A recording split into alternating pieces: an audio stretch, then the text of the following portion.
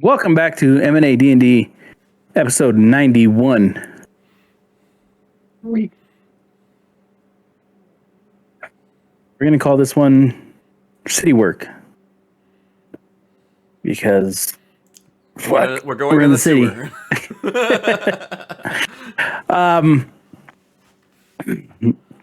M&A had returned to Waters Deep with lots of information and just a plethora of circumstances that they needed to wade through. They had been greeted by the mysterious and cloaked figures who just so happened to very likely be the metallic dragons. They approached Ramilla with some news of their adventures and to kind of indicate the things that they had been up to. And then they had gained audience with the king and presented the king with probably less than ideal news. Certainly, there were things that they had talked to him about that he was not prepared to hear or was not willing to hear. And the situation didn't go as well as some of M&A had hoped.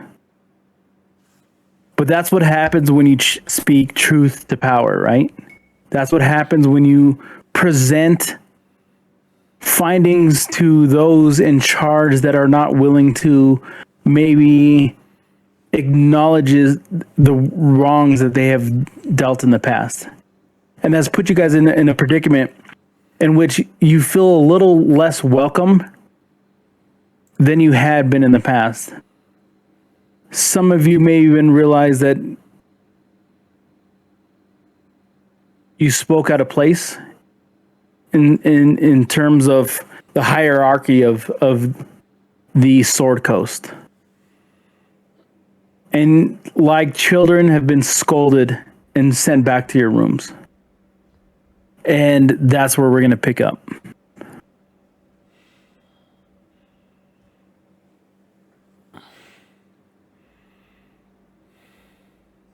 So we're in our collective. You're in your collective rooms. You had been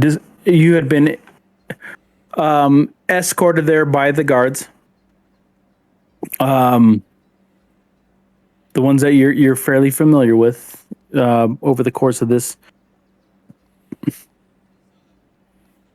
And you're in your main this main chamber, right? There are several doors to the sides, two in the front, two in the back, but in the center of this is this large gathering living room with chairs, comfortable couches, always that platter of dates and nuts and stuff like that. But then closer to the windows, flanked by windows, is this fireplace with this cathedral-like ceilings. You guys find yourself here in this room.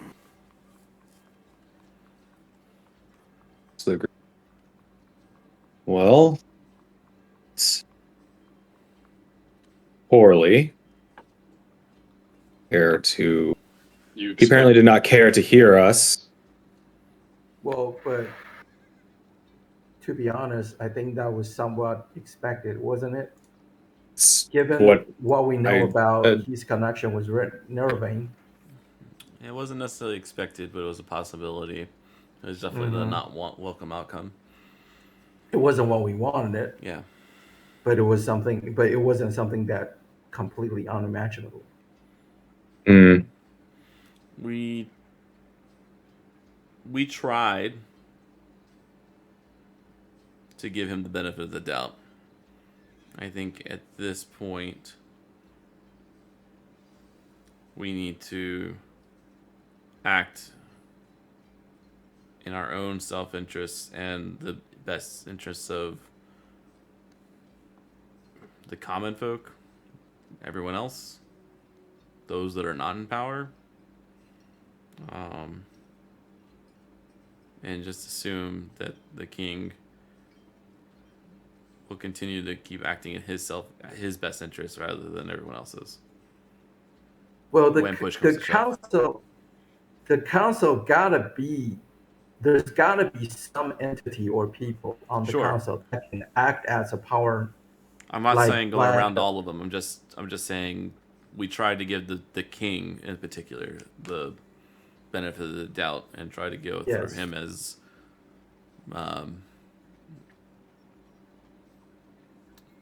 the focal point of our good intentions, if that makes sense. Well, so let's take a step back and think about who is on the council that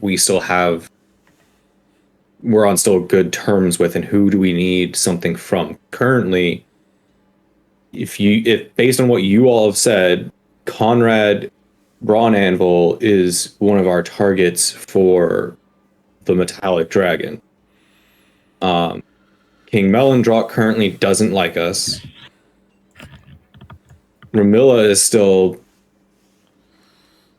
hopefully not too upset with us. Yeah, we also Ramilla's probably on our side, but we might not want to push completely on Ramilla because she might get ousted if we put too much pressure on her. Yeah. I'm assuming we're still on good terms with Nevermember since we have the ship from him. We've still been using that. Daggolt? Yeah. Tom Petty came from him. He was the one who made that deal to provide that for us. And we did something with Uldir, right? Ravengard? I don't remember doing anything with him. Silverhand was the one whose husband had died, but she looks like she's more aligned with the king than everything else. So we're all kind of we were suspicious of her beforehand. How so? Because she didn't seem very mournful of her husband dying, and and the context of what we were given when we first arrived here of the state of things. She was being very chummy with the king in the wake of her husband dying. Yes, but reading into it, but she was the one that we were investigating.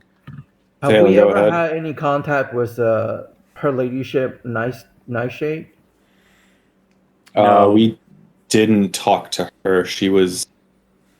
We haven't talked to her yet.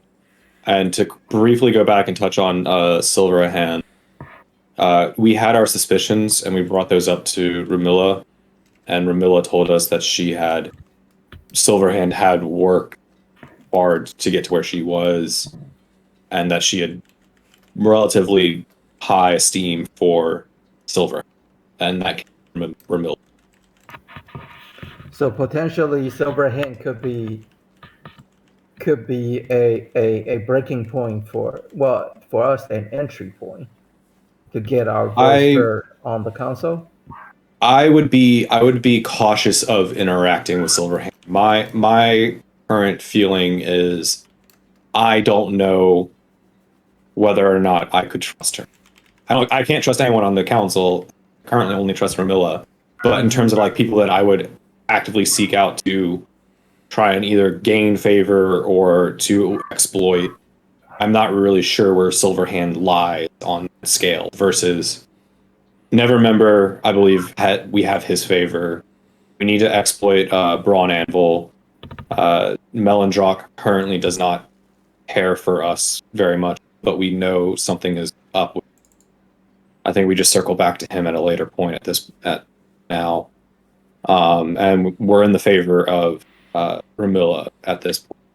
And I don't think we've had any issues with either of the heads of the Emerald Enclave or the Order of the Gauntlet. But we also haven't. Order of the Gauntlet, did we not talk to him when we had Ulan with us? Briefly. Ulan was a part of the Order of the Gauntlet, but I understand that. And in terms of how often we've been with them, maybe one or two most. and none of us current have a connection to him. All right. So I think him being a part of the Order of the Gauntlet might be an option for us to look into, and just as the next person to talk to, so we're not putting all of our weight behind and putting pressure on the Harpers that they might not constantly want right now on the council. I'm going to ask you a uncomfortable question, Val. Okay. I've heard Brockle before from you. From me, sure. And you've mentioned you were Brockle.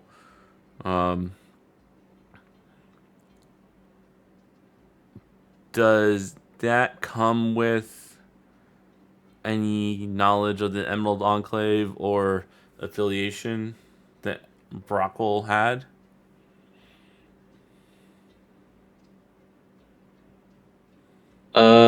This is a question for the DM. I know. I just kind of how would my connection with Brockle work in this scenario? Because we had talked about like previously that my time in the Ashel Sea allowed for some greater connection to both Brockle and Raynor, but I don't know if I have like, connections to their memories, their personalities, like, and all that kind of stuff. So you can ponder that, and you can whisper that to me if you wish. I don't. Yeah, I think I'm gonna whisper it. All right. So in game, at least, Val will respond with, yeah, the gnome rattles around in my head still. But if you're asking if I have the ability to use what semblance of a connection I have with him to have an in for the Emerald Enclave, the last time I kind of tried to come clean or describe a relationship that I had to one of the deceased members of a group, it almost very definitely blew up in my face when I told or tried to tell Ramilla similar stories that I was returning Raynor's stuff or trying to fulfill Raynor's ambition or his legacy or carry on his legacy.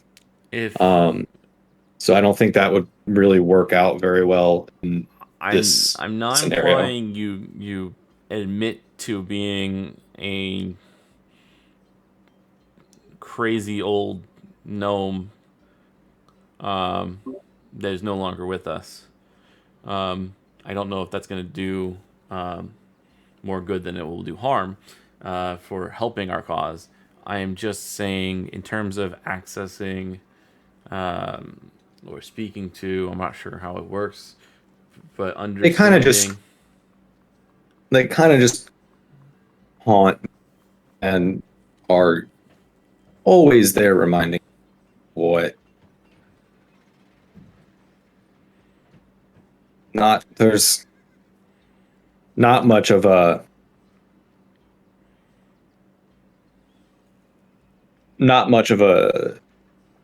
connection that I really think they kind of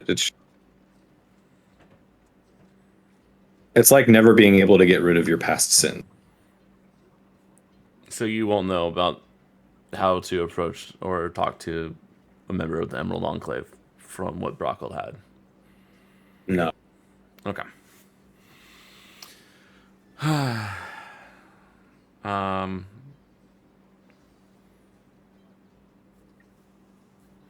Astrid.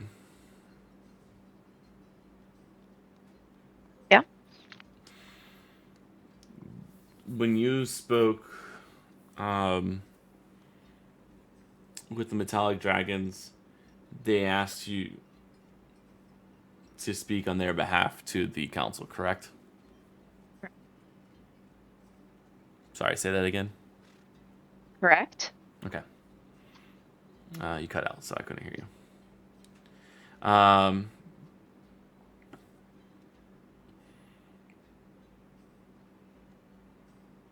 guess we could. I guess our next option, really, we have to decide as a group would be. Do we? I mean, we probably have a meeting with the council either way, so probably it's less of a question and just more of a tactic afterwards. But I guess we would start with no hold bars on that, and you go deliver the message to the council as it stands, and we can see how certain members react versus other members, and seek out those that are more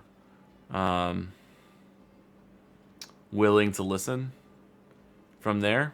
That's option one, or we can try to be proactive beforehand. What do we all think? Why not both? I do not. Why not bow? All information immediately. Are you saying to just go flat out and say, "Hey, the metallic dragons are asking for these things"? Because that has not gone well before. There was a specific message that they asked her to deliver. Was there? And check my notes. I didn't get that vibe, but I might have missed something. My memory might be. I thought it just summarized to, you're going to be the council's or the metallic dragons emissary to the council, and you're asking them, the council, in general, for reparations. Right. And I think we were leaving it with that. More of a announcing that this is happening. Well, I mean, wouldn't it make more sense to say something along the lines of, if we are the ones speaking on behalf of the metallic dragons, to say something along the lines of, this council of metallic dragons are looking for reparations in order to gain common ground with the council of the Sword Coast in order to help with the impending doom or the impending issue of the rise or the growing power of the cult of the dragon, who's attempting to bring back Tiamat. Yeah, I think that's... to wipe out all of existence. Yeah, I would summarize it to being, instead of just saying the metallic dragons want reparations. Yeah, and as part of, giving them reparations, we would gain an alliance with them and an ally in our fight against this. And I find there's an issue that we haven't completely resolved at this point. Is that is everybody on the council, other than the king, of course, acknowledged this threat for the cult? Has all the individuals on the council acknowledged the threat from the cult? To a degree, probably of varying but levels, but yes. What I'm saying is, what we're gonna ask from the council, from the Waterdeep, it's going to affect their either power or some sort of whatever benefits or whatever possessions they have in the territory, in the region, right? Because when we talked about the restoration, then people would were associated to those things.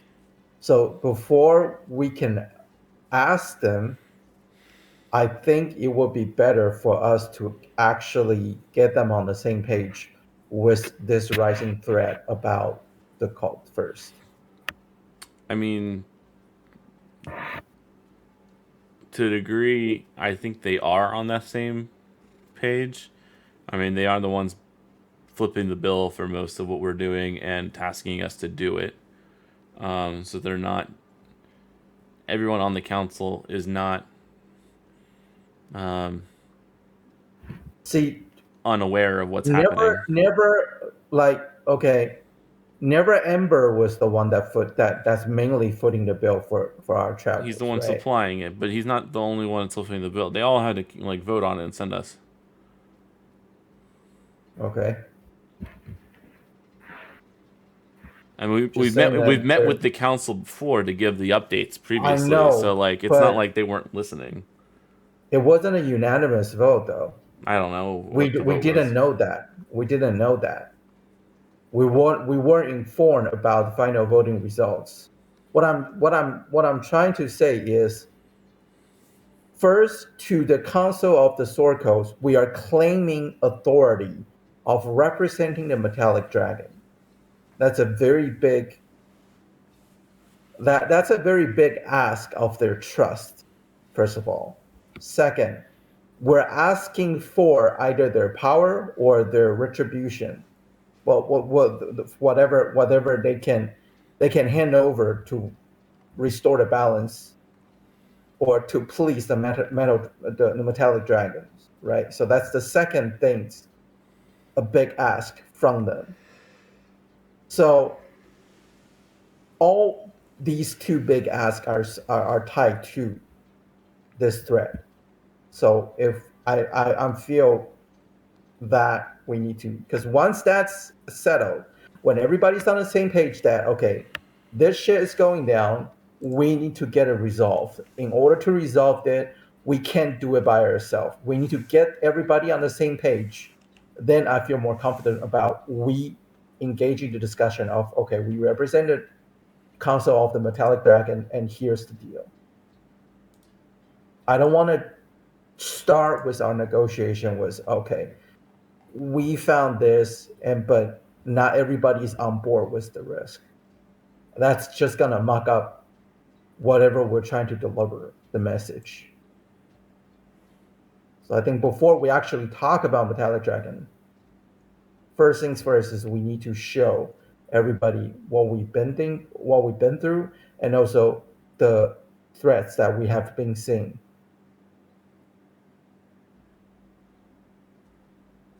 I agree. I think showing our hand at this point might do more harm than good. And kind of this plan is really a lot of it is banking on the fact that you assume that the council has any drop of hubris. Which I can't speak on behalf of all of them, but I could probably guarantee you that there are a couple that are not going to receive the information that we have well. And that's even considering that the king hasn't completely barred us from seeing the council at this point. And if the king is sitting on the council, as he usually is when we report, he's immediately going to stop what we're saying.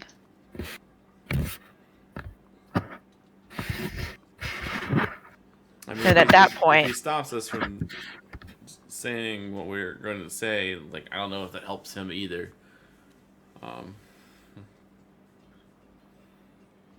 Once we're there, I guess. But he's also the king. I understand. What we're trying to, we only have one shot at this, and having everybody else on the council except the king on the same page with this rising thread, it will only do us very good. I agree. So I think we need to get that message across first. Well then, looking at the council right now, we can hope that Ramilla is on our side. She's been very helpful to us so far. We can hope that, I'm never gonna get this name right. Elia? Elia?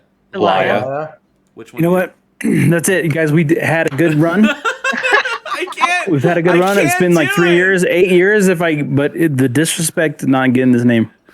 I can't do it. I'm out. I'm out. I'm out.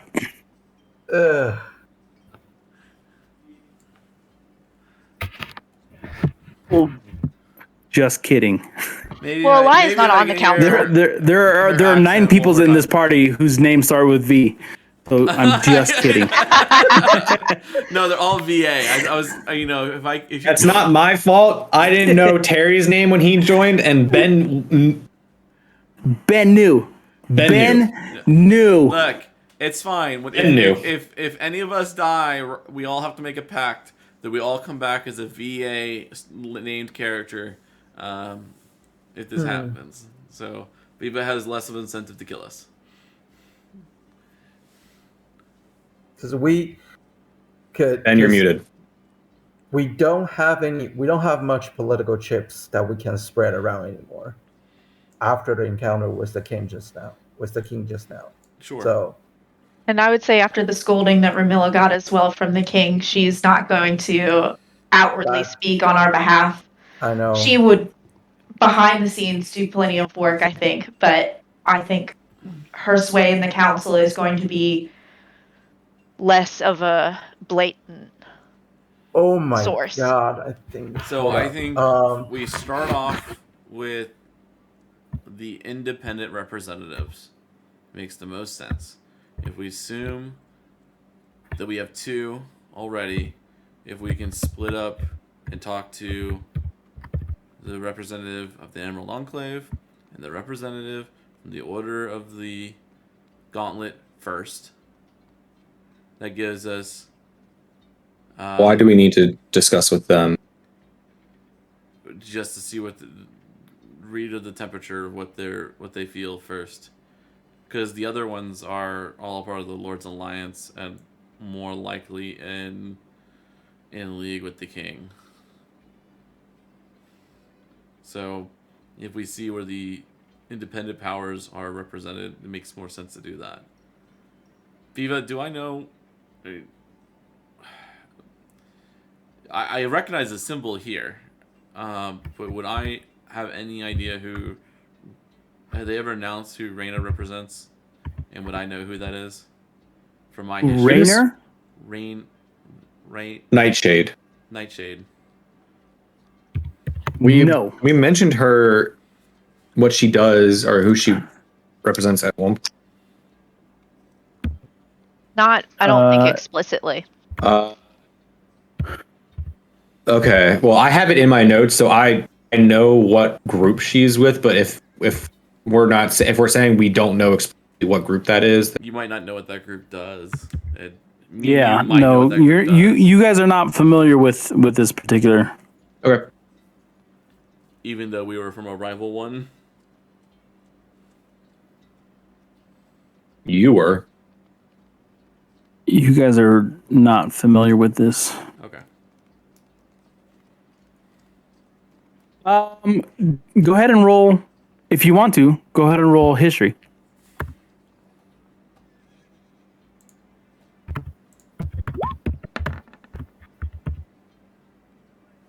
I would say no. Okay. Astrid, no. Not even close. No. Well, hold up. Let me roll history. My bad. I'm typing message. Why are you guys all rolling history? You guys aren't. You guys are not following. You guys are not following his particular thought plane. So you guys can't all just start rolling history for the sake of rolling history. What he's saying is, hey, I want to know whether or not I understand some of like the finer inner workings of this thing. It's not like a group check. Inner working of what? Of the council? But you don't know. But you don't know because this is an inner thought. I thought it was an outer thought. That's where I got no, this is an inner thought for him. So for everyone else, like, we're just ignore my question. I didn't hit it. So we have 3 people we need to talk to. All right, because they're not a part of the Lord's Alliance. Ezra, come here. and we just need to divvy them out and either talk to them on and see where they like get a temperature feel of like how they feel about possibly aligning themselves on the council against the king's wishes, and also if there's anything we can do to help them. Da da da da da. In the and also at the same time, meantime, whatever order of operations you want to do this in, we were given a lead on fulfilling one of the tasks with one of the other members on the council, which was Connor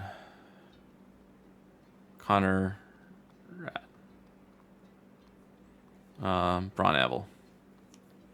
So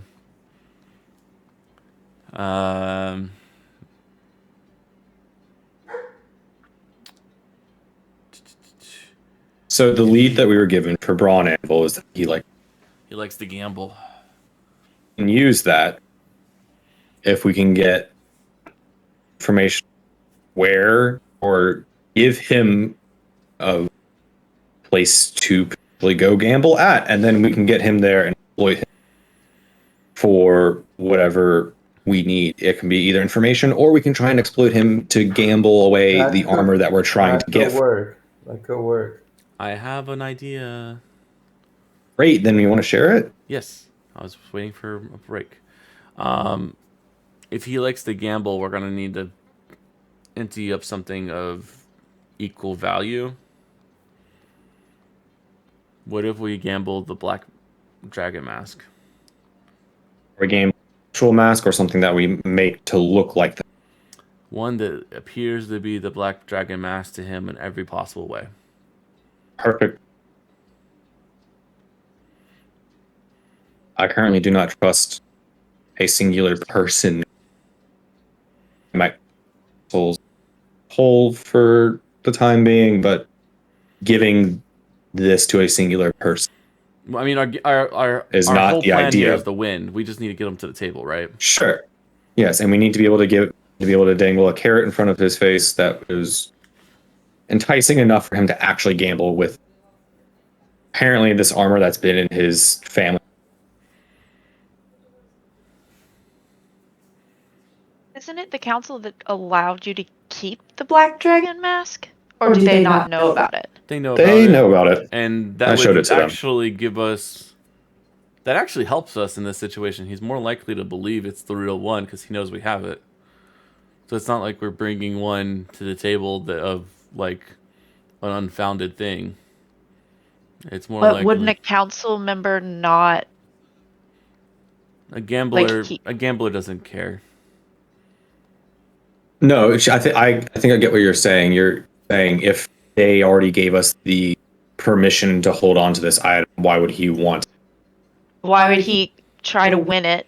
And also, if he showed up to the council or word got out to any of the other council members that he now had it, I feel like that then he would just needs become to be, suspicious on our part. He needs to not be in his right mind. When he... Do we have anything else that we could potentially use then? Anyone that can show him a good time? If we can get Darth over here to party with him. Where's our slut? Where's our Groot slut? We were all thinking it. I just said it. Look. Currently, all we have is drinking and maybe other things happen. You hear a knock on your door. Let's table this conversation. Yep. Val will go open the door. You peel back the door, and you see a very familiar figure. This kind of like raven-haired female, Ramilla, stands in front of you. Can I enter? Val looks back at the group, steps up. Do you want to enter right now? You don't need to be cryptic in front of me, but yes, I want to enter. May I speak with you in private? All of you. Glad to have you aboard. I shake her hand. You're adorable. She shakes your hand back, shuts the door behind her. Normal hands? Her hand shakes in a very normal fashion. Val whisper, like not whispers, but like hushedly says, how of a conversation? A what? How private of a conversation do you? I feel that within these walls, certainly within this room, this conversation can be spoken out loud. I think we're okay. We don't have to worry about any prying eyes while we're in this room.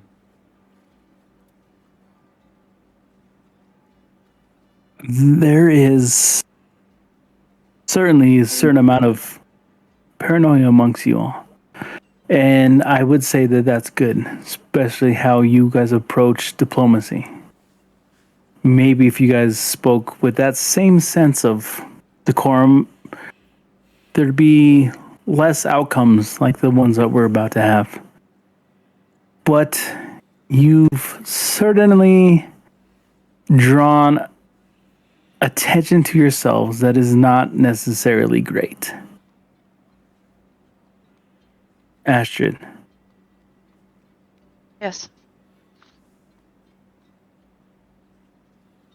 I would like you to reinforce some of the values that I know we've taught you. Of course. Amongst your fellowship. And I'm not saying you guys have been very successful, and I appreciate the things that you've done. Certainly, you've brought on some very advantageous characters. Looking at you, Vamel. I want you to understand. He has no idea what's going on. Side note. Vamel, if for a minute I could speak to you. And she kind of just like puts her hand close to, as close that as you allow her to your face, and wants to speak directly to you. You bring with you a very added perspective. Please understand that your fellowship is going to help you navigate some of the more difficult encounters.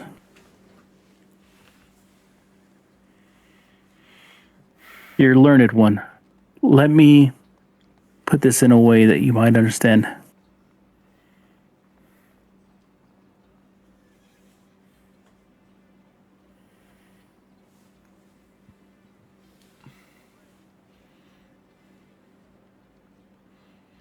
You are very capable of reading through the many works written of this world. Your fellowship will help you understand the cursive and the new languages that you'll encounter. Lean on them.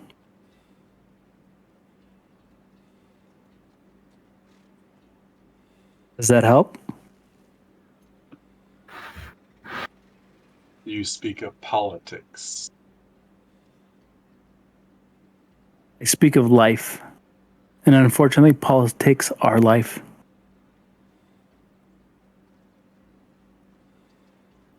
If you could sit back and look at even the structure of your own life and realize that there has always been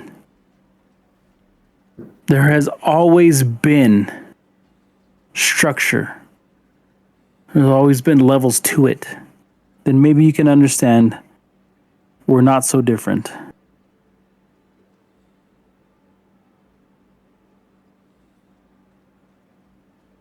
He's not dismissive, There's that very slow, ponderous elephant style of moving forward, kind of.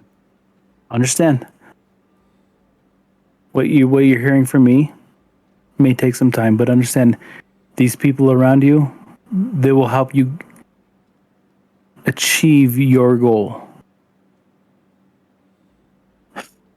As far as the rest of you, you're making my life difficult. But that's to be expected when we're dealing with just the absolute extent of the things that we're dealing with the Sword Coast. So, here's what's going to happen.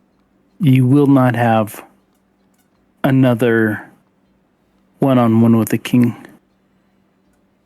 You may not even be addressed in front of the council.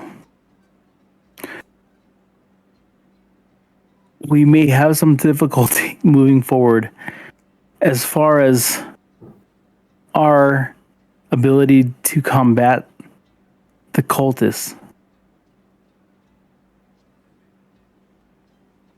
But your actions, your intentions are not in vain.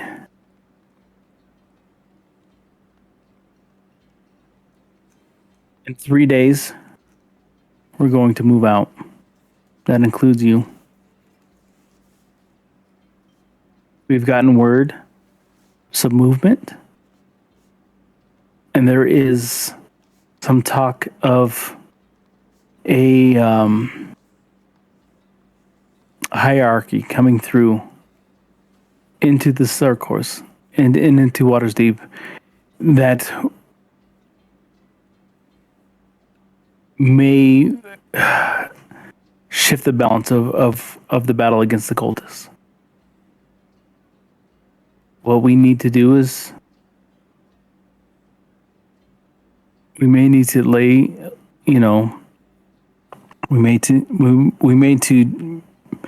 need to kind of lay low until some of these pieces fall into place. So I'm going to give you. Oh, I'm sorry. No, so go ahead. Your best suggestion is for us to sit on our hands and to do nothing until. No.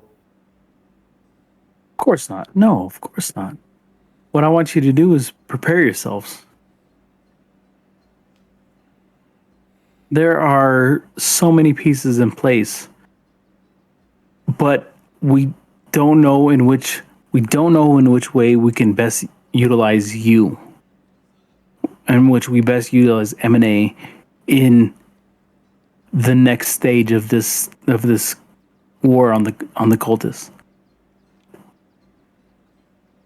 Have a question.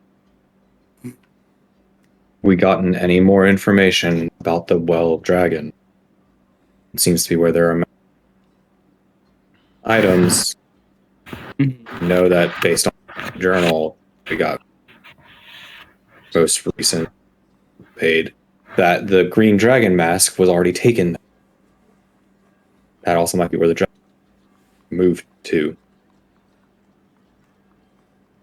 There are those on the council who think this particular piece of information is maybe wrought with fiction, maybe piece of lore. What I ask of you is if you can contact, as we work towards amending the peace between the metallic dragons, maybe they understand more about the Wells of Dragons than we do ourselves. And since they are weary of dealing with the council, if any of you think that you have the opportunity to have that conversation with them, I think that would be valuable information, right? I believe so. We would be able to contact them. I have no idea. I'm not sure when the last time anybody has contacted them. if we're not supposed to talk to the council in a official sense, in a Negative. council No, that's meeting, not what I'm saying. can I we? don't know if you're. I don't know if you're going to carry as much.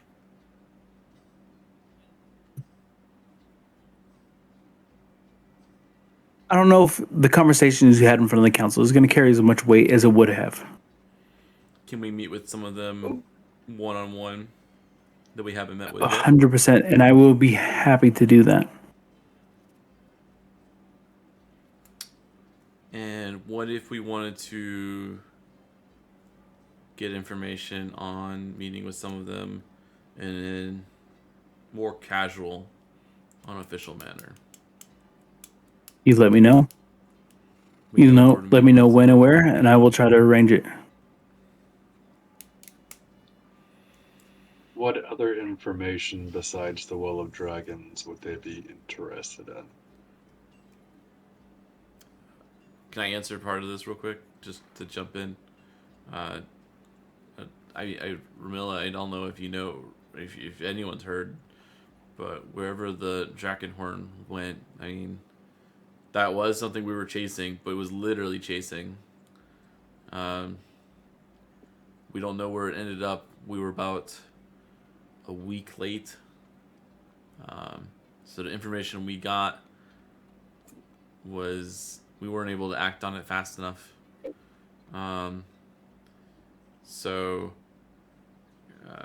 it seems to still be a part of the Chromatic Dragon's plans or the Cultists of Tiamat's plans to use that somehow. If it ends up in the well, that would be again another reason to locate it and deal with everything all at once. But there's equally a chance that it's somewhere else and it'll be another target. So, if Ramilla, do you know where that is, or ever heard anything else more about that?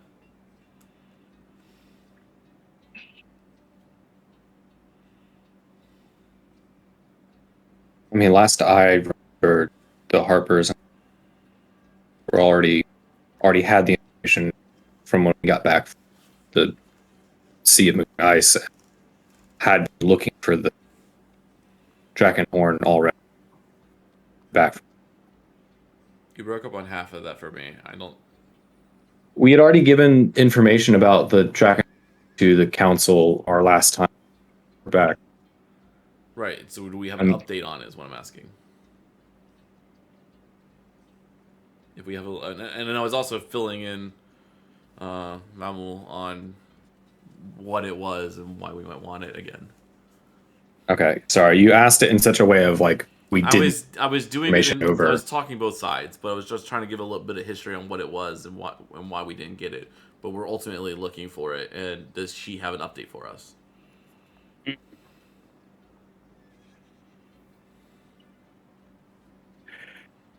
Ramilla kind of excuses herself, realizing that there's not much more that she can give you guys. She excuses herself from your room. You guys are left to ponder what it is that you're going to do over. Her implication is the next several days within Water's Deep.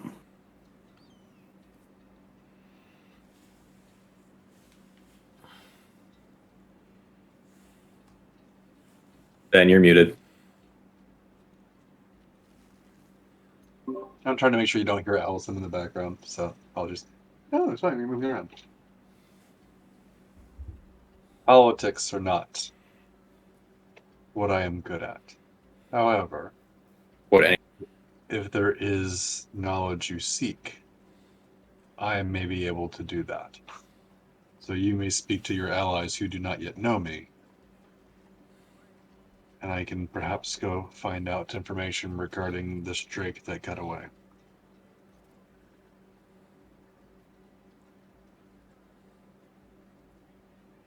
You can say, Viva, I'll use the my feature for my background researcher. And Okay. the PCs want to go do other things because he's thinking. He's trying to be thoughtful.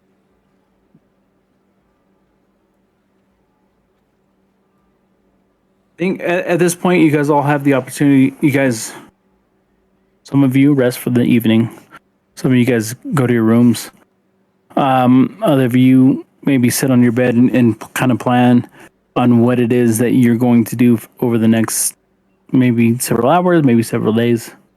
And that's where we're going to take a break. Oh, Noise. Good.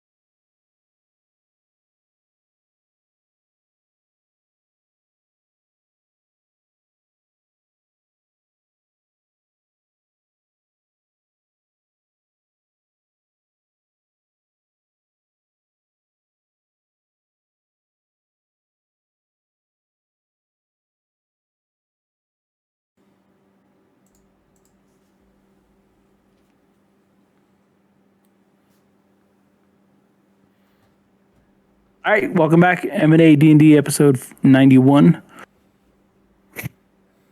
M&A sits within the quarters that they've been given inside of the castle of the High Court of the Sword Coast. The title is not updated. Understanding that. What? The title's not updated on Twitch. Should be, but anyways, okay.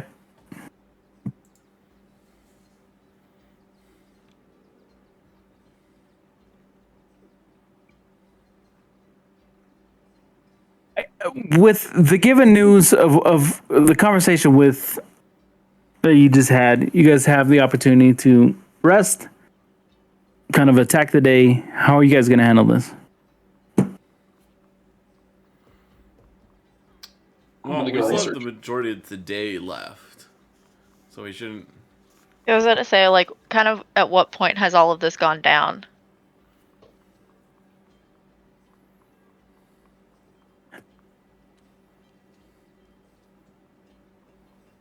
I would say you guys had arrived probably close to like 9 hours ago. And you have the opportunity to kind of settle into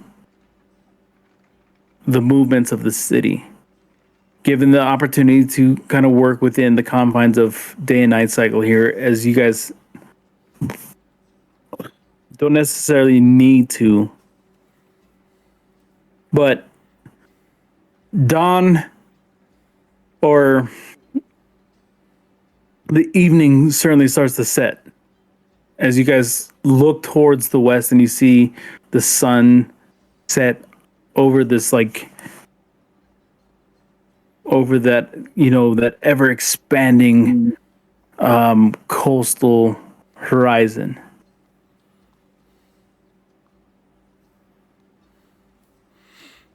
We could try to go gambling tonight if we wanted to. But yeah, I mean, I was gonna say, we don't know where he is. I mean, Ramilla kind of implied she could maybe make it happen or tell us where he would be. I think we would have to give her a little bit of notice. She's good, but not that good. Just asking, try not to waste the night.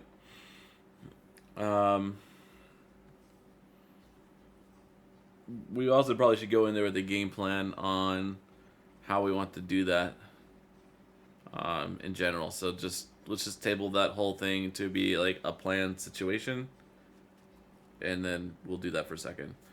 Other things we would want to do while we're here is meet with various members of the council in an unofficial manner, if we can. See what favors we can gain, talk to them, that kind of stuff. We should probably do any shopping we need to do while we're in town. We're probably gonna leave after this. Take care of that. Well, we can table the shopping later. Let's focus on getting the council member first. I understand. I'm just telling you what we should do while we're in Watersea before we fucking leave. So I'm just putting them all out there. Mm-hmm.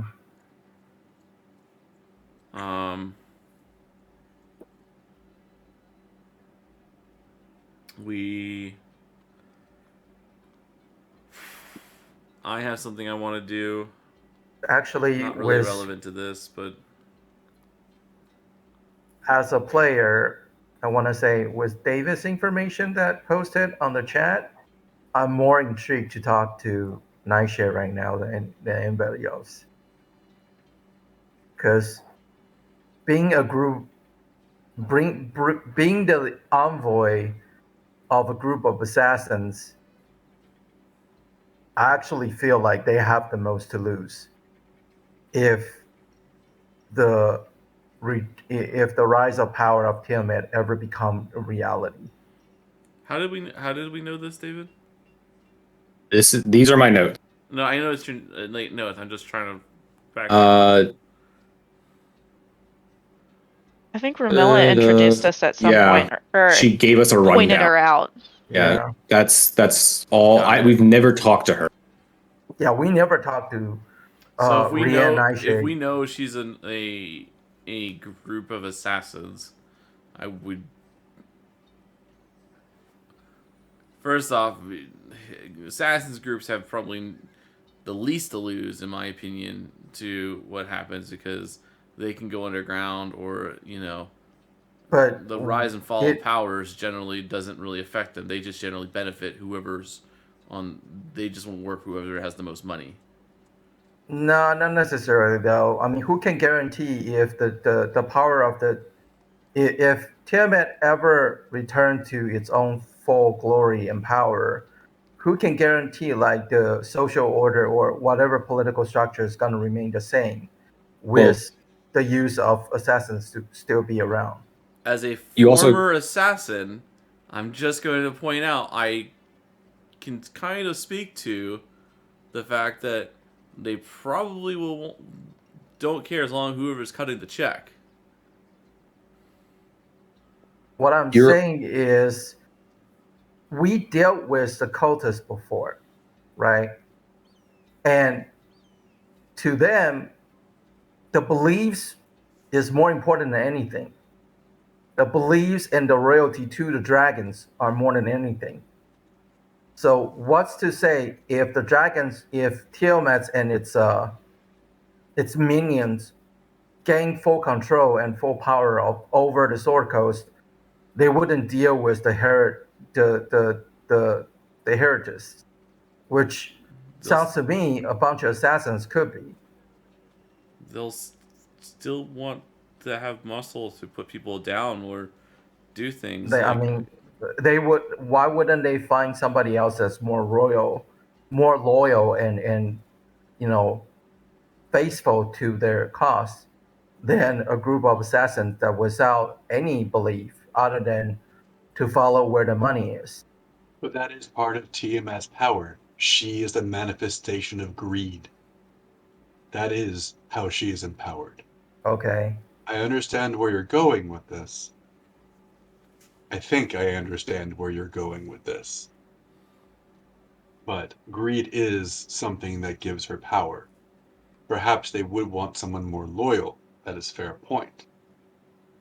However, could they corrupt someone? Is something easily buyable? Is that something that they wish for ease? The cultist I have fought and killed did not make longevity plans. It was not what they were doing. They simply sowed corruption and chaos. Okay. Perhaps we have dealt with different cultists. There are many small cults within the larger five-headed dragon's belief system. So now, from what your friend, as he looks at the door, said, currying favor does seem wise. Having warriors, and he looks very distasteful when he says this, and it's clearly not aimed at Liam. Assassins on your side means there's one less dagger to worry about in your back. And if knowing I can't speak for this Nightshade or explicit the exact ones she employs or works for represents, but I know that ilk. In the best case scenario, they are your run of the mill assassins and thieves guild. Worst case scenario, they're on the same level as the Order of Assassins, and as we're all finding out, including myself, the ones at the most power, the ones in that, they have tons of reach, and they have uh, their lust for power is just as dangerous as any of the cultists. So just assuming that they want things to stay status quo doesn't mean that um, that they have the most to lose. They're they're just as likely to help us as they are to hurt us. It's just we have to be the. There's politics in the double speak that they will, and then there's the double take and not the double speak that someone who has a evil lust of power will do. They are very similar, but neither should be underestimated. I learned that the hard way. Don't make my mistake. So if we're talking about curving favor with the black networks envoy, I would imagine that favor wouldn't be something pleasant, right? Honestly, I'm not. You have to kind of work with them with both a carrot and a stick and have both of those options available to you, right? If it's okay, right, you have to be able to be ready to give them something, but also be ready to hold their feet to the fire, hold them accountable, hold something against them to keep them in line, right? Something that they want, you have to hold on to make sure that they don't attack you, whatever that would be, right? Okay. And unfortunately, working with someone with in that line, that dark of a heart generally darkens your heart. And this is making a lot of. I'm not saying that they're not valid. There are assumptions. I also don't know if we need to be focused Nightshade for any. You keep cutting out, David. I don't think we need to be focusing on Nightshade. He also said I made a bunch of assumptions. I said that that's true. What we just discussed, they were all assumptions. All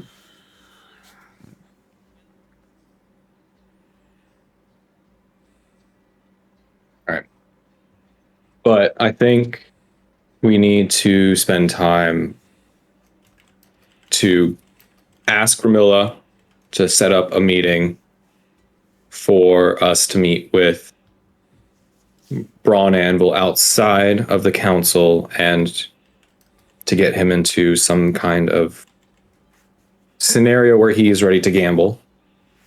Yep. We need to I think we should only put those of us who have talents for this in that situation. I think putting our entire group at a table with one guy trying to get something from him is very easy to suss out and likely to fail. So we need to come up with a plan for that. Earliest we can do that would be tomorrow night. And I think tomorrow night would be the best option because I guess, DM, this is a question for you. So they said it was 3 days is when we're moving out. So that 2 nights. So like 10, so there's tonight, tomorrow night, and then the night after, and then that next day is when the moving out is occurring, correct? So after 10 nights in game, we have 2 nights or 2 evenings to do things before the whole moving out of Waterdeep is occurring. Okay. I don't understand. Okay, so there's tonight, the current day that we are on, there's the evening for that. That is 1. 2 would be the evening after, and then the third night and the third day is the day and evening after that.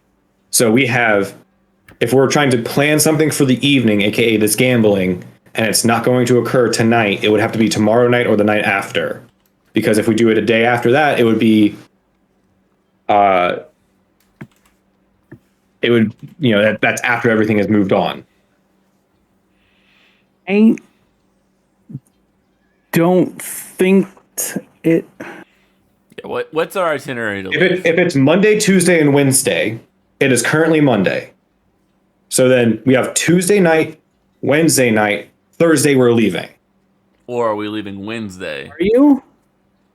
I'm asking you. You said we have 3 days. My point is, like, you guys have not really addressed what you guys are going to do. So, like, I can't tell you, hey, on Wednesday you guys are leaving. You guys are still sitting. I'm attempting the timeline. Yeah, I'm attempting to confirm the date based on what Ramilla said. You guys haven't committed to anything.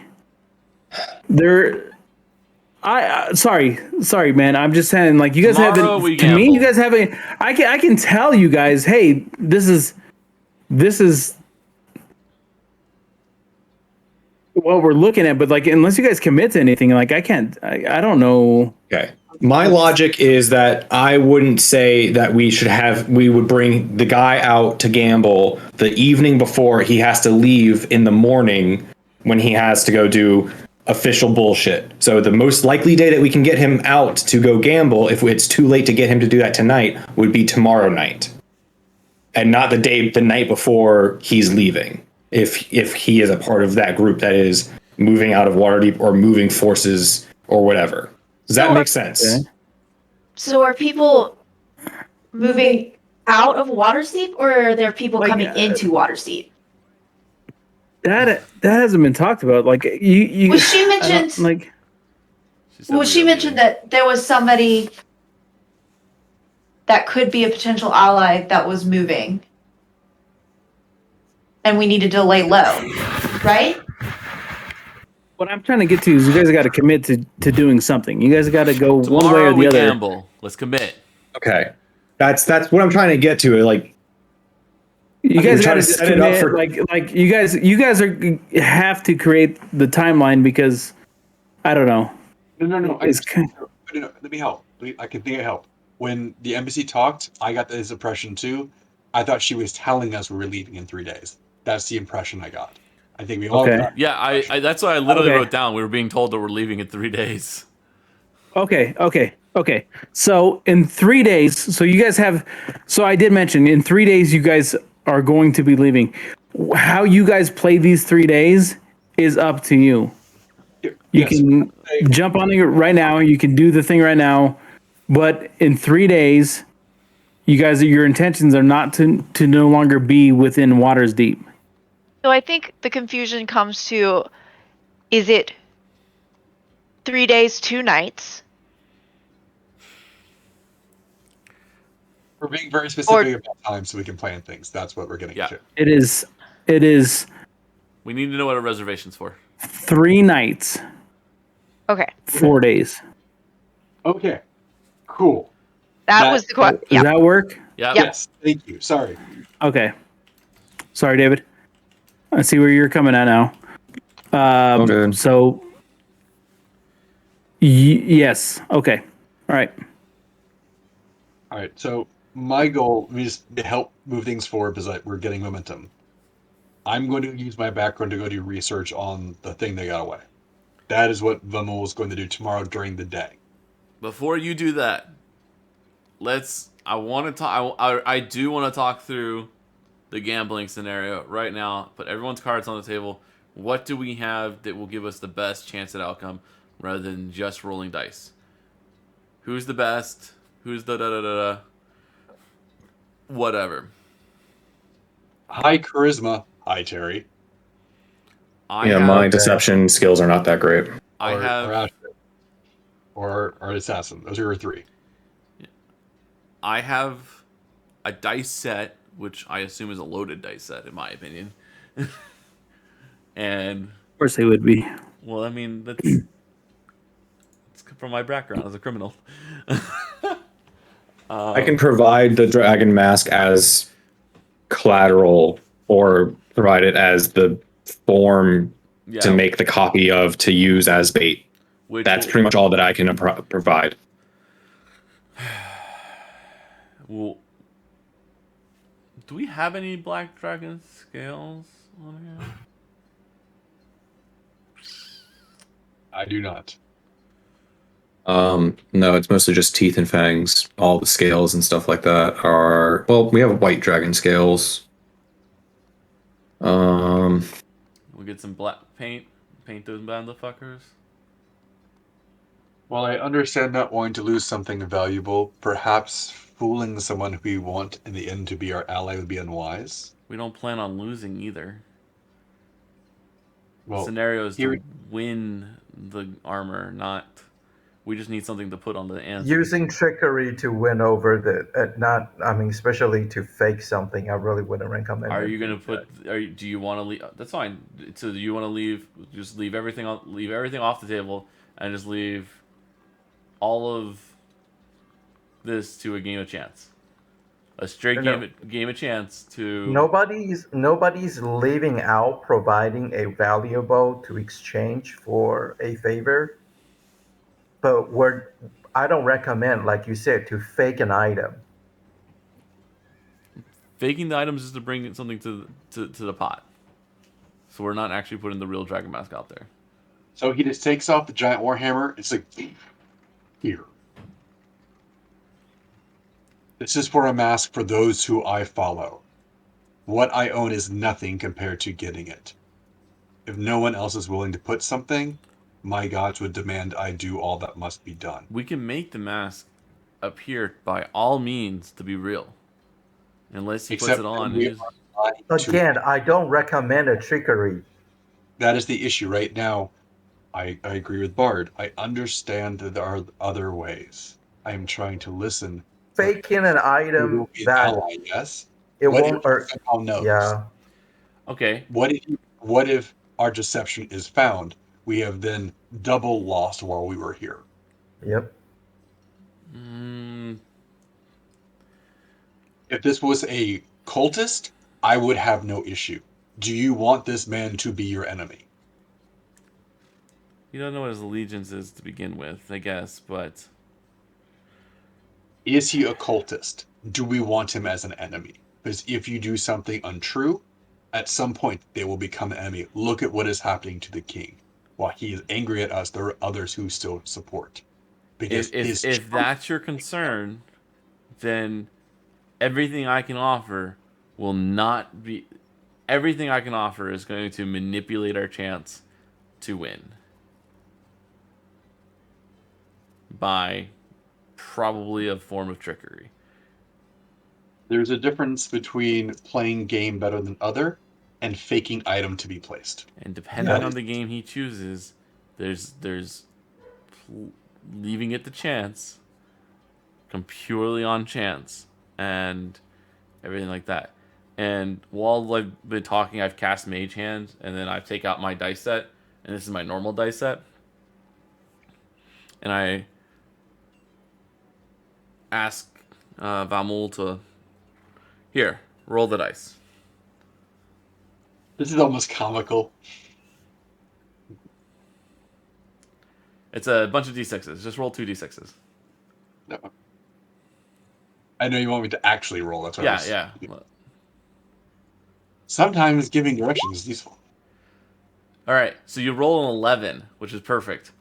You see both of your 6 and your 5, like, stop, and then right as they just were about to settle, I use Mage Hand to flick the one into the other a little bit more. Just give them a little nudge.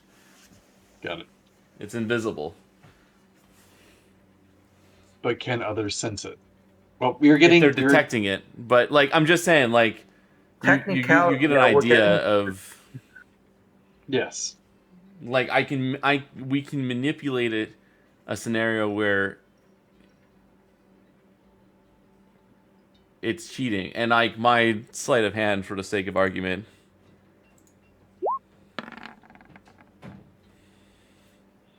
Pretty decent. Pretty decent. I understand this. Again, there's difference to me from playing game better than other, and there is not offering something truthful to start with. For we do not know if he will be truthful in the game. We don't know what game he will play. We do not know if he will want to bout. Perhaps he can be persuaded to drink more. We have Bard. Bard tells stories. Perhaps there are many possibilities. There's difference between starting honest and offering and taking risk, and then playing the game better. Okay. At least You're absolutely right. I'm so sorry. I should have never offered any of this. I turned to Astrid. He sucks. Astrid, do you still want to get in a fight? Absolutely.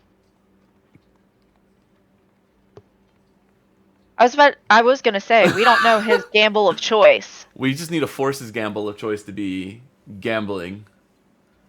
And then we make him fight the paladin. We don't have to make him fight. We just need to fix a fight. How would you guys feel about Are you saying I can't win a fight? Not saying We'll you take can't. a step away. Like Lily, you just see him like Val also just backs up. Yeah, like I'm not touching that with a 10 feet pole. If we're gonna stay, okay, I'm for manipulating the outcome of the game that he chooses to become the one that we favor. Okay, but I don't want to fake the results or whatever reward that we promise that we're gonna give him. Because the chance of backfiring and burn us to the end, I don't want that. That's all I'm saying.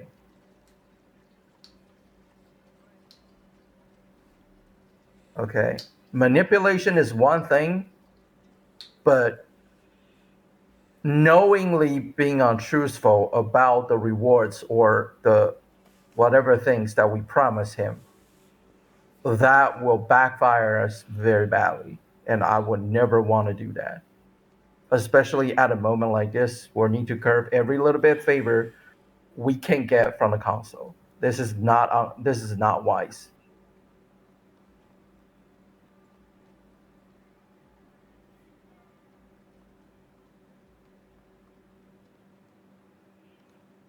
I feel we're going round and round.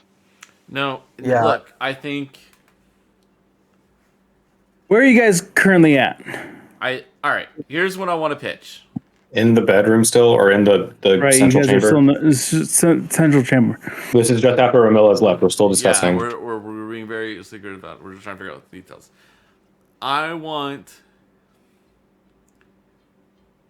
We need to control the outcome as best as possible and with minimal cheating or chances of us getting caught. We should choose the game, and right now I think the best option for that actually would be for us to get Braun Anvil to the arena and to bet on the next fight. And we need them to bet big. We need him to do everything like that. It's tough. I don't know how you're going to incentivize a person to make the biggest bet possible just on a run-of-the-mill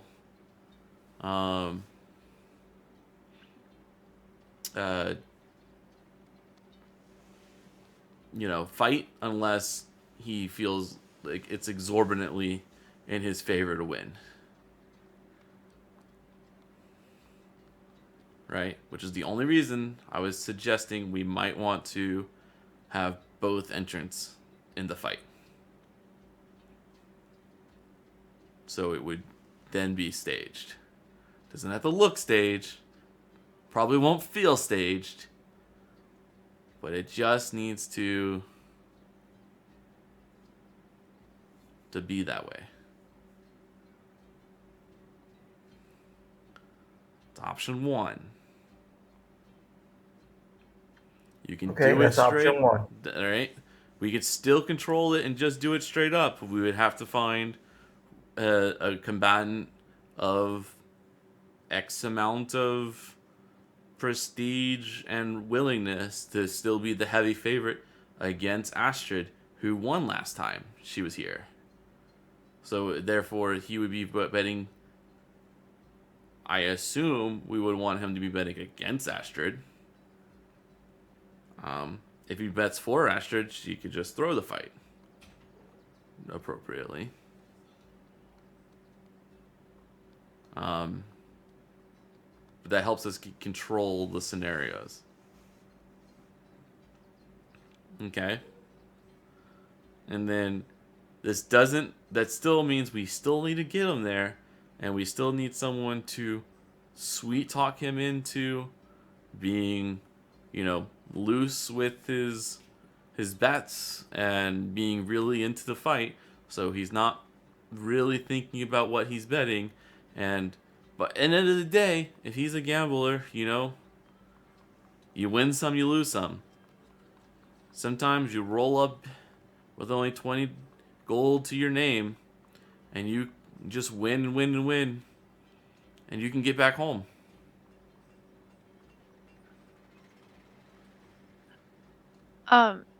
DM, can I do like a history check to see if because I frequent that arena, like, could I do a history check to see if I've ever seen him in one of the boxes? Yeah, do history with advantage. Yeah. Oh, Jiminy Cricket. That was Sorry. the same as last time. No, that one didn't count. That wasn't an advantage row. I know. I clicked the wrong button. Was not. Should I roll again? Yeah, roll again. If you can do with. Yeah. Okay. Oh, there we go. Better. There you go. One of the things that has happened within your time here on the Sword Coast, especially within Waters Deep, you are the reigning champion of certain fighting pits. The idea that you've come across many of these, the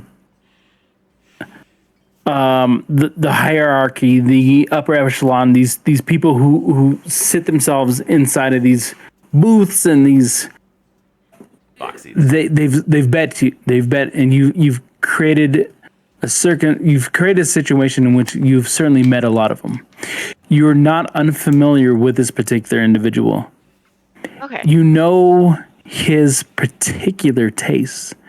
He's a betting individual, and nothing excites him more than the pits. The pits in which you reign. So if Astrid he's familiar. He's very familiar to this world that you've kind of hidden from the group that you ran with. Oh. Okay. So I can tell you that I've seen him there before. And I think if we were to get word out that I was back in town and I was trying to do a fight, he would probably be there.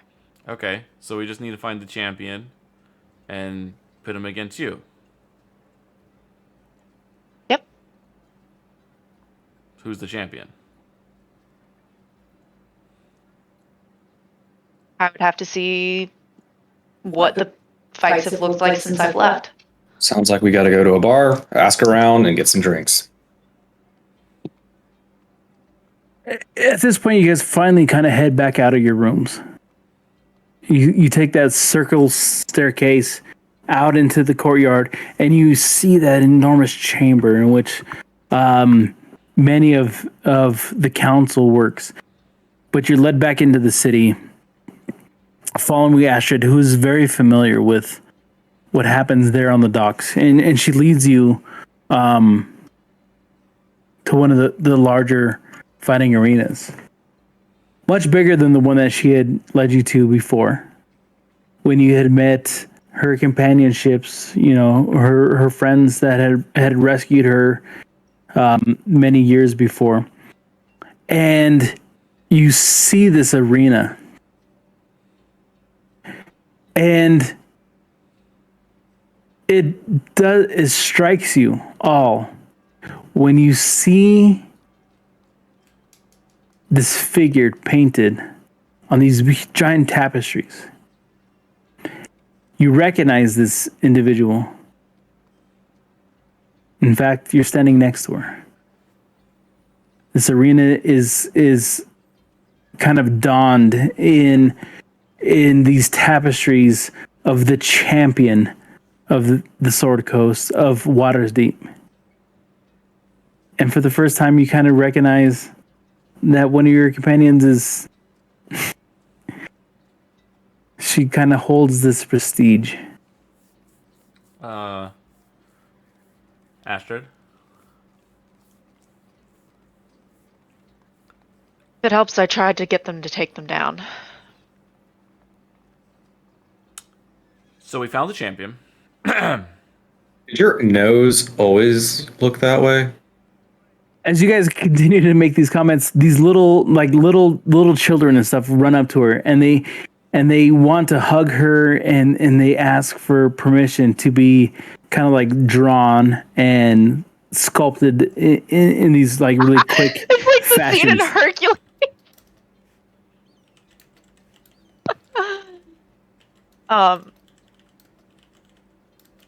Yeah, for the little kids, she definitely would oblige. But they're like, hits an age limit where she's like, no. You turn your attention Teenagers. You turn your attention to a pike. This kind of fawn-like creature. As he looks at you intensely and says, always distracted. It's time to get to work. And he invites you into the Coliseum.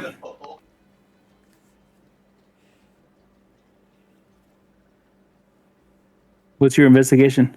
I sent you a message. Oh. They all seem to be regular kids. Okay.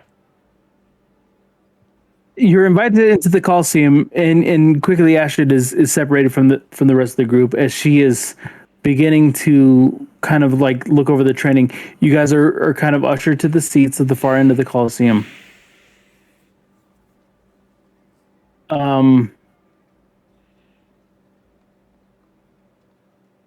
the course of the next several hours, these seats start to fill. Astrid, you start to draw your attention and point to your combatant. Wait, are we doing this right now? Apparently.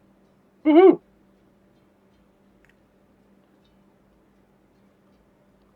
Why wouldn't we? We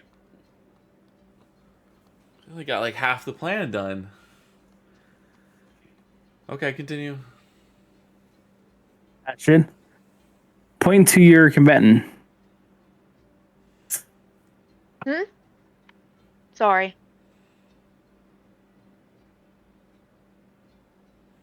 Okay, so does Conrad, since he likes the stuff so much, I'm sure he has like a champion that he sponsors. Who is that currently? Conrad currently, and you get this because as you continue to practice and they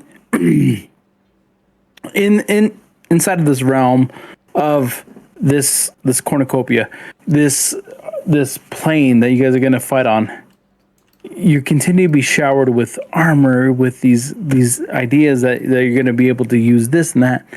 And Conrad is the one that continues to shower you with these.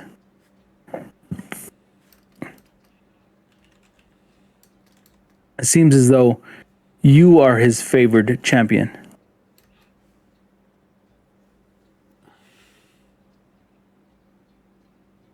Okay.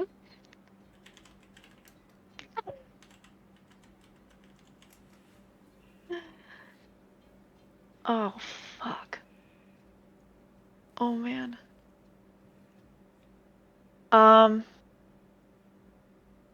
Yes. Start up a conversation with him since he's already here. Champion.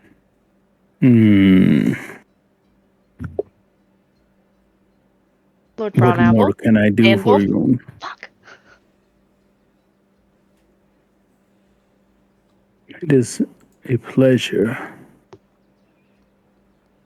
for you to represent me. I mean, for me to represent you. What can I do for you?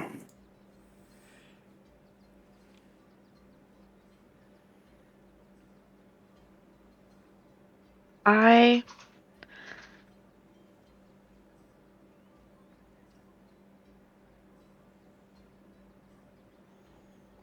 have a request. Your request falls upon my ears like sweet wine. We'll see about that. The armor that you wear, is that ceremonial? Of course.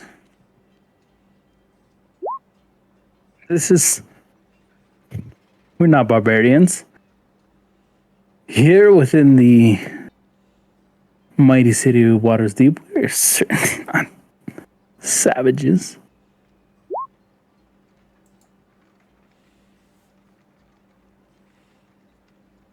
Please, you only have a couple minutes before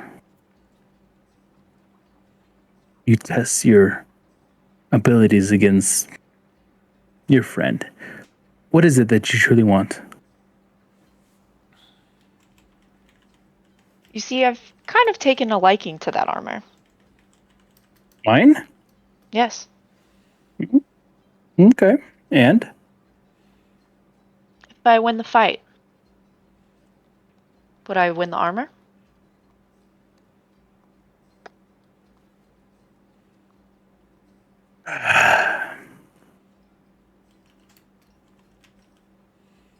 Tell you what. If you produce me his head, this armor is yours.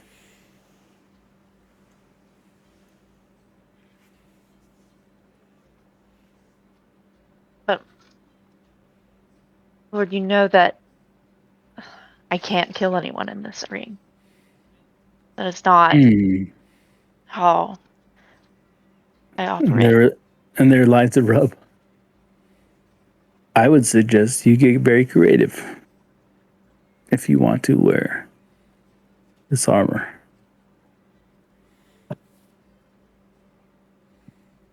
And then he's kind of like drawn back by herald of his helpers, pulled back into another seating arrangement, high above everybody else.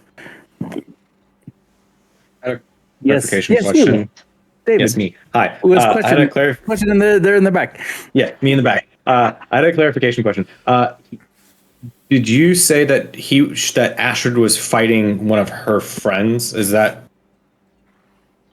I think it was just one of the other champions. Is it just another one of the champions? Okay. To my understanding. Yeah, and the champion being she's gonna fight Alex or Liam. Did we decide that? Like because I thought no one wanted. I thought that was kind of. No one decided. That's why I was confused because like no one had decided that we like. I thought this whole time we were kind of just pointing at Liam as the other combatant. I had no idea. Okay, well. I thought we were just going to take whatever champion that was currently there at the arena. My understanding is kept leaning towards Liam. Was like, yeah. I was pitching me as like the undercover other person. So if we needed to weigh the fight one way or another, we could do that. But no one else seemed to be on board with that idea.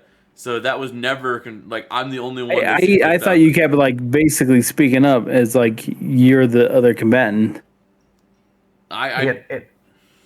Actually, my face would be on Astrid because I feel like if what's his name? Oh God. I feel like Comrade's habits of gambling and his obsession with the pit, just for hypothetical, I'm not saying you're gonna lose, but just for hypothetical, even if Asher doesn't win the fight would still be brilliant. If we present him with a great fight that he's thoroughly entertained, even though we don't win, I still have more faith in he appreciating a good fight that we presented to him and being able to curb his favor than winning it with I'm just like gonna with a say setup. he has the armor of something he shouldn't have had apparently, and he's the only thing we got was he's a gambler. I mean I wasn't under the impression that he would just give it up under good faith, and given how the king did not do anything out of good faith, I do not have that But impression at he's a all.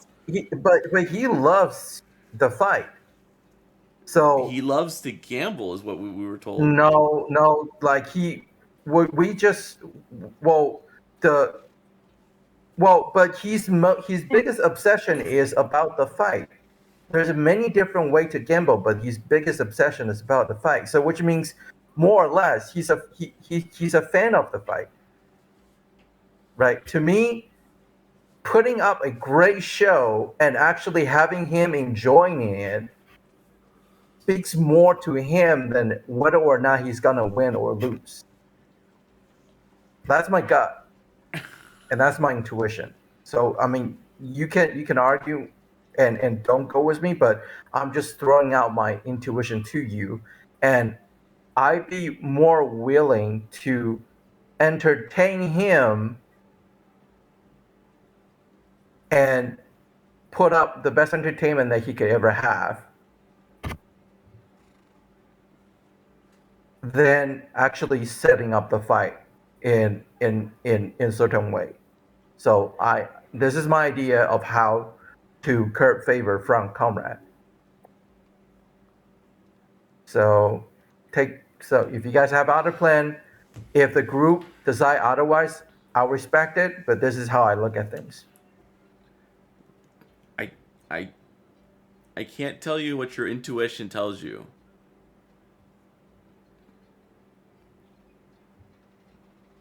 What the rest of the teams think?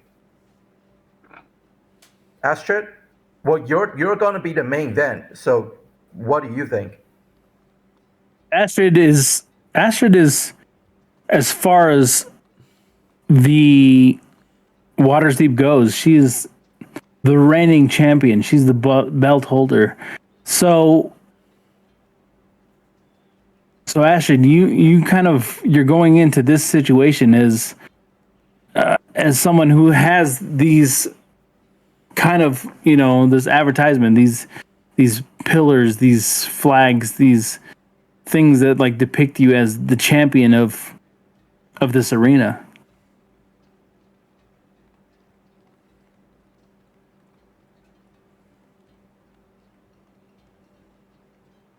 I hope that all Astrid Vimal was just staring at her, just like, holy crap. Well, It's opulent for him.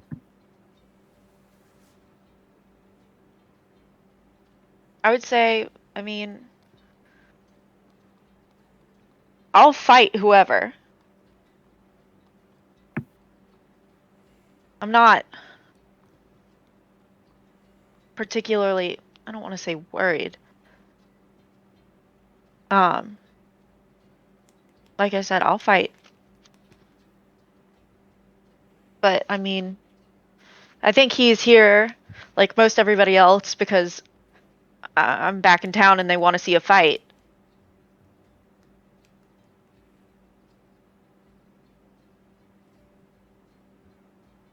Now, whether we pull somebody that it wants to take me on, or whether we kind of show off to Braun Anvil that kind of our group's strength.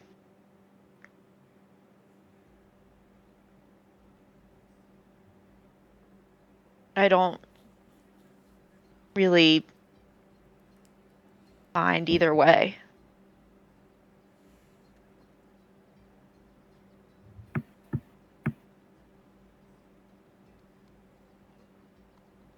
Trust the champion.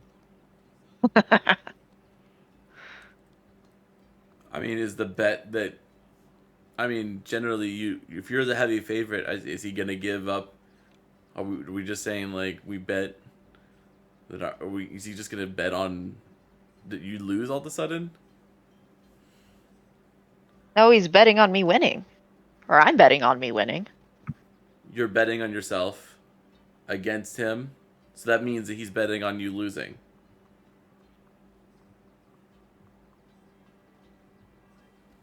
Where did any of that come from? I asked, I was like, if I win, will you give me that armor? And he was like, yeah.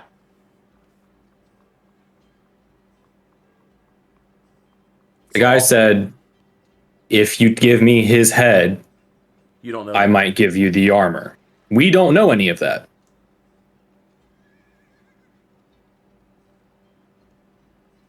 So from my point of view, I just need to put on a good show and then ultimately lose.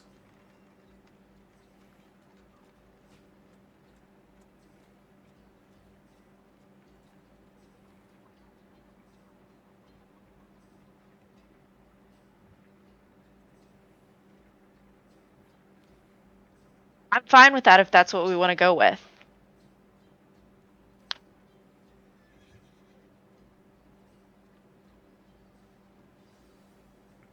I just find it so weird that he's just gonna give, like... Maybe you have allies you are not aware of. Maybe it's a fake. Only one way to find out.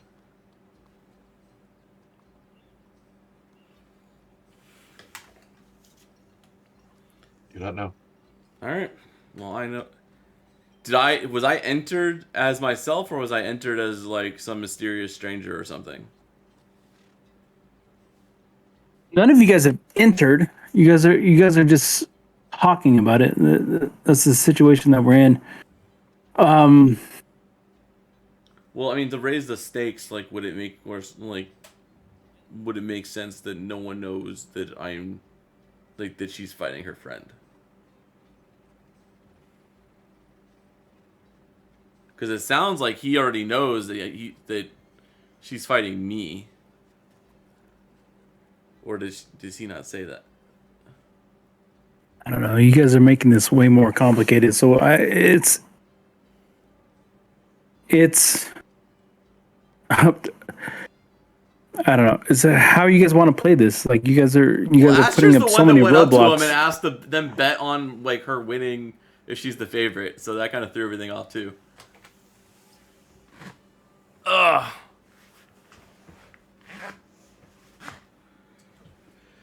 Okay.